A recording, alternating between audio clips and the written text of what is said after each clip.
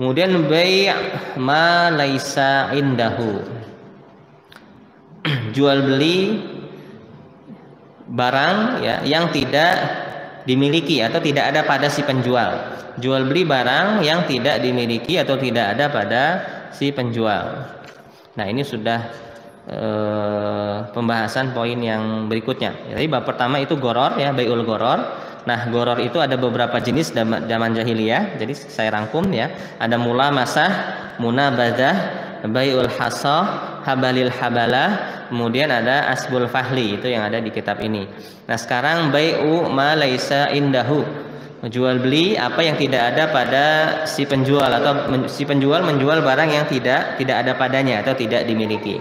An Hakim bin Hizam, hadis dari Hakim bin Hizam, qala qultu ya Rasulullah, aku berkata ya Rasulullah, ar-rajul yas'aluni al-bai' wa laysa indi afa abi'uhu.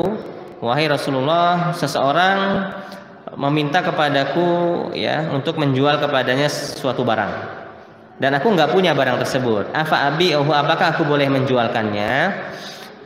Yakni dalam hadis yang lain ada keterangan ya dari Hakim bin Hizam ini, lafaz abta'ulahu minasuq summa abi'uhu, apakah aku boleh cari barangnya dulu di pasar baru aku jual kepada orang tersebut ya. Qala, kata Nabi sallallahu alaihi wasallam, la tabi' ma laisa indak, janganlah kamu menjual barang yang tidak ada padamu atau tidak kamu miliki.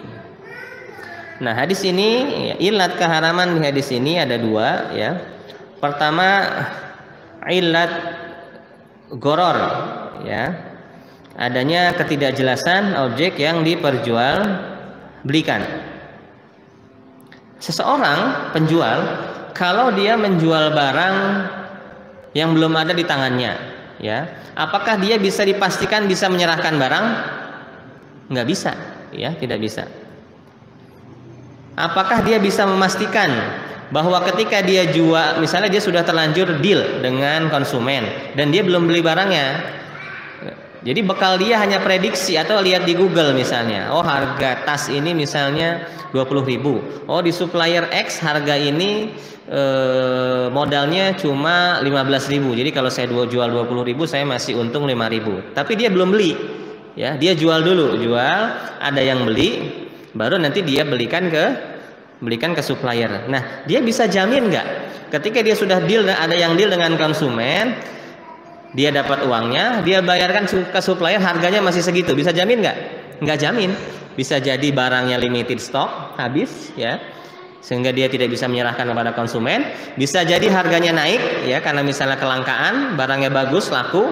Bisa jadi harganya turun. Nah, ini ketidakjelasan ini yang dilarang ya. Jadi adanya ketidakjelasan. Yang pertama, ketidakjelasan si penjual apakah bisa menyerahkan barangnya atau tidak kepada konsumen. Yang kedua, adanya ketidakjelasan harga.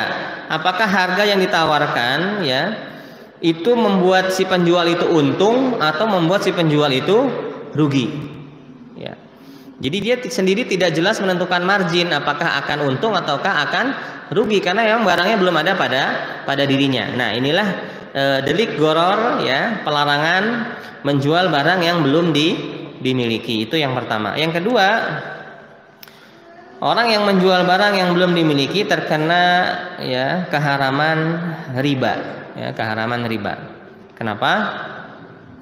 Karena ketika dia melakukan transaksi jual beli itu tidak ada objek yang diperjualbelikan, barangnya belum ada ya, tapi dia sudah deal, sudah akad jual beli. Apa itu akad jual beli? Akad itu ukud, dia perikatan, kesepakatan, deal ya antara spek barang dan harga barang. Maka ketika kalau di toko online itu sudah klik, sudah masuk keranjang ya, sudah proses jual beli, itu namanya sudah terjadi akad jual beli. Kalau di grup WhatsApp ya ada orang yang saya mau ya, udah menyatakan mau deal dengan harga dan spek, itu namanya sudah terjadi jual beli.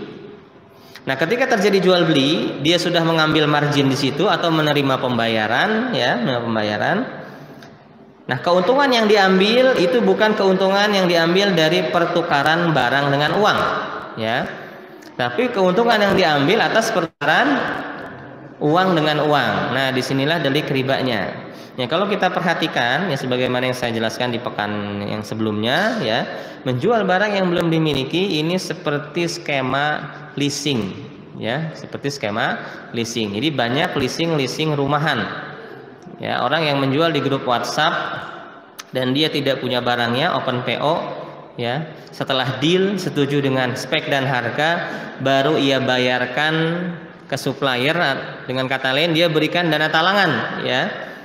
Baru dia kirim ke rumah konsumen dan dia ngambil dari selisih itu antara yang konsumen bayarkan dengan dia bayar ke supply. Ini 100% mirip dengan pola leasing ya. Leasing kan gitu, nggak nyetok barang kan.